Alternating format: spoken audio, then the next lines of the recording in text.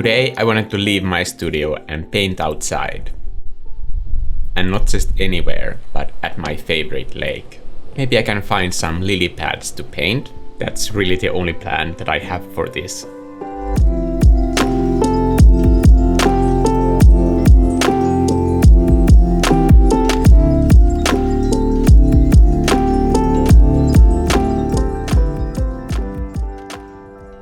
So the lily pads are there, but they are quite far away from the pier.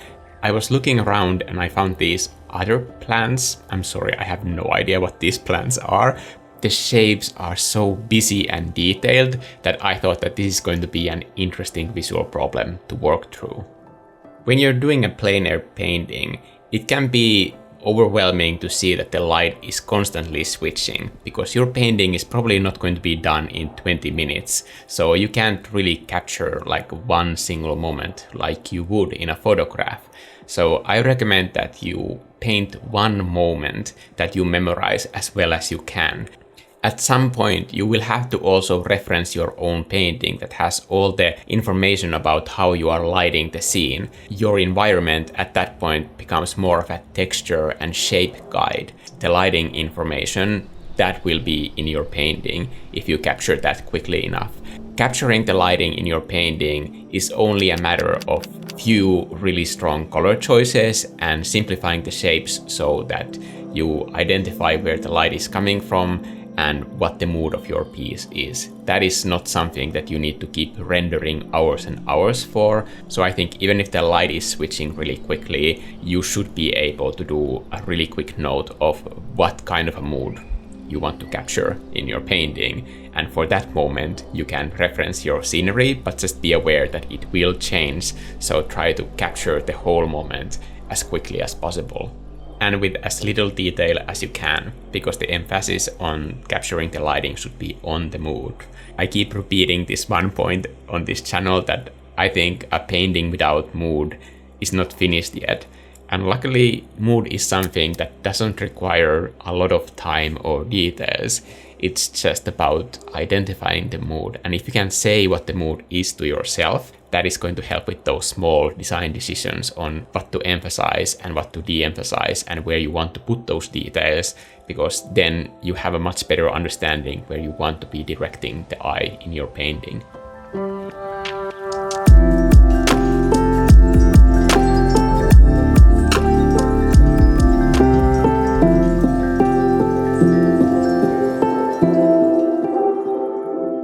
It was strange recording a new video here, because I remember when I recorded my last video on this lake when I was doing this painting, I got my last call from my previous place of employment, and it was that day when I had decided to become a freelance artist, and I decided that I'm not going to apply for another job, and I was just so afraid of what is going to happen and how am I going to make all of this work. I had so many questions and I had so much anxiety that I had this beautiful scenery and this amazing lake in front of me, and honestly it was so hard to be present in that moment. And now 2 years later, after I have been doing freelance all this time now, I'm not going to say that freelance is in any way easier than any other job, but it allows for these moments where I get to paint this thing just for myself, really.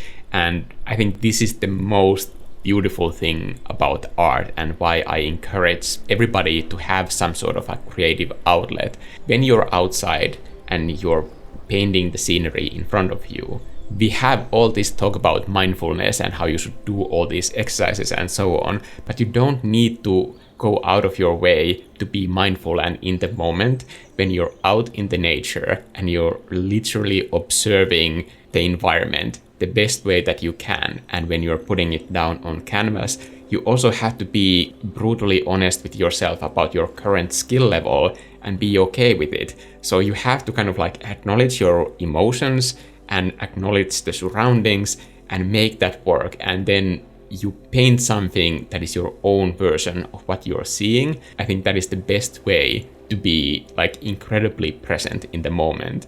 It doesn't matter if you don't want to be a freelance artist or make art your full-time career. having this experience, I think it's accessible to everybody, and it can be so relaxing and just soul soothing that I will never stop advocating for people to go through this experience. Even if you're not in an art class or training to be an artist, having this sort of creativity in your life enhances your life. I don't care who you are. That's why I feel so passionate about making these videos and having this channel and having this core message of encouraging people to embrace that side of themselves. That way, I feel like this new work of mine has meaning beyond me just producing artwork that can be of benefit to different companies.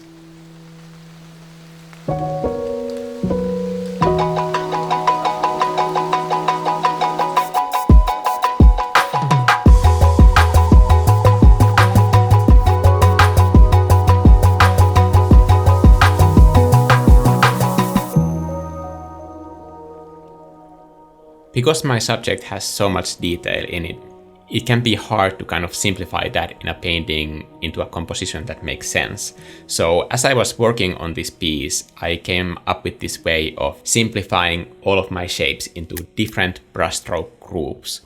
For example, the plants in the foreground, I simplified those into these simple V-shape brushstrokes, and the squiggles underneath, I made all the squiggles have the same density so that they register as one single group.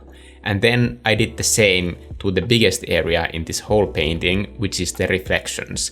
And the reflections were the most confusing part in the composition, but I decided to group those brushstrokes all into vertical brushstrokes. So when you see a vertical brushstroke in this painting, your brain kind of immediately puts it into this category of being these water surface reflections, because it's the only area where the brushstrokes have been treated this way. On the surface, all the brushstrokes have their own different logic to how I painted them, but the reflections, even though they were the most detailed and most noisy surface in the entire painting, they ended up being kind of the most simple and simplified surface, just because of the way that I designed the brushstroke grouping in this piece. And that's of course a stylistic choice. This way of brushstroke grouping just made most sense for me at this moment in this context. And you might come up with completely different ways of sorting your brushstroke groups.